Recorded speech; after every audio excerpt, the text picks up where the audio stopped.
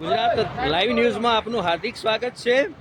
આ છે પાલનપુરની જે જૂના આરટીઓ જે કહેવાય છે અને એલિવેટેડ સર્કલ છે।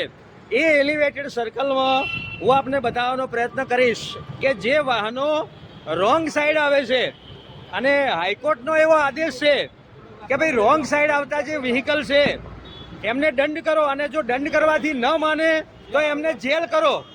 તો પાલનપુરની આ જે પોલીસ છે એ રોંગ સાઈડથી જે વાહનો આવે છે એમના ઉપર કાર્યવાહી કરી રહી છે, અને આ કાર્યવાહી થવી જોઈએ એટલા માટે કે ક્યારેક છે ને રોંગ સાઈડ આવતા વાહનોના કારણે જીવલેણ અકસ્માત થાય છે, અને જે રોંગ સાઈડ લોકો આવે છે એમને પોલીસ દંડ પણ ફટકારે છે, અને એ દંડની રકમ છે એ સરકારી ખાતામાં જમા થતી હશે। કદાચ દંડ આપે કે ના આપે બે નંબર વસ્તુ છે, પણ રોંગ સાઈડ આવતા વ્યક્તિઓ છે એમને તો આ કાયદાનું ભાન કરાવવું જ જોઈએ।